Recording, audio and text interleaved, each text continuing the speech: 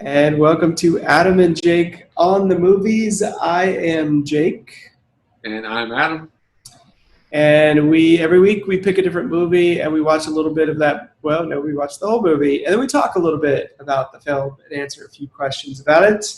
And this week we went back to 1993 and a Woody Allen film called Manhattan Murder Mystery.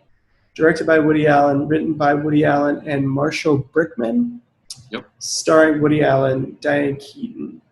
Those are the only two really stars. We'll talk about the other characters later.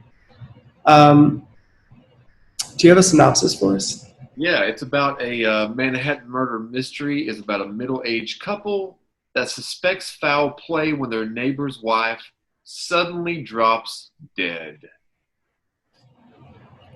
And that pretty much sums up the basis of the movie. So we'll go with an initial reaction. I'll do mine first. Okay. Since I hadn't seen it before. I thought it was a lot of fun. I thought it was fun. I thought it was cute. I thought it was very simple. Very simple. I think the characters were really good. The plot was pretty easy to follow. Didn't exactly go where I thought it was going to go. Same. Okay.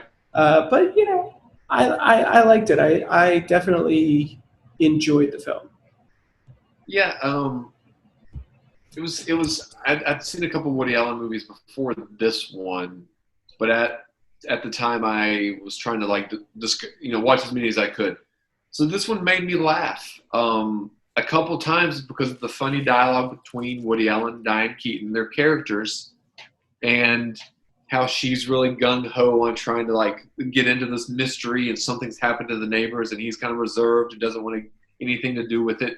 And like you said, it's fun. It's a light-hearted comedy. It kind of leaves you quickly after, but it's a fun way to spend 90 minutes, and I really enjoyed it. And I've watched it maybe once a year. And I always typically, when I introduce someone to Woody Allen, I typically give them this movie to try out. So, okay, I have a question for you. Does he, because I haven't studied Woody Allen, I don't know really much about him, except he made a movie a year or something like that. Yeah, a movie a year. Does he write all that dialogue? Like his dialogue? Her dialogue, okay, but his dialogue, was it all that on this paper?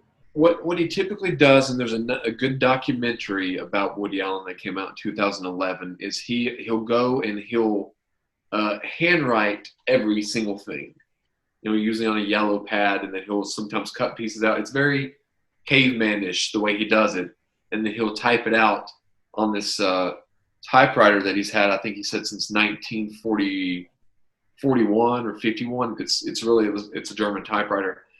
And he typically writes out all the dialogue for every character.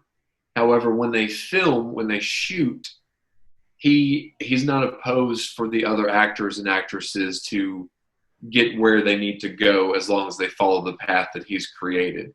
Now, as far as his dialogue goes, I'm not really sure. He doesn't do any director commentary, and he doesn't really talk about some of that kind of thing. So I'm not really sure about that.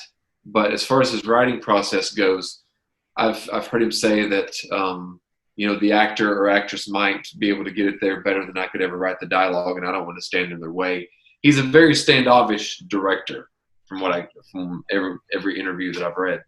So I'm sure that he might improv, but I think a lot of it, because he does a lot of that. If you watch multiple of his movies, he's very much the character he was in Manhattan Murder Mystery in a lot of his movies. Yeah, he does a lot of it. That's what I was wondering, because one, I noticed that a lot of scenes were oneers, which they just kind of play out the scene, which I really do appreciate that. I thought that was very.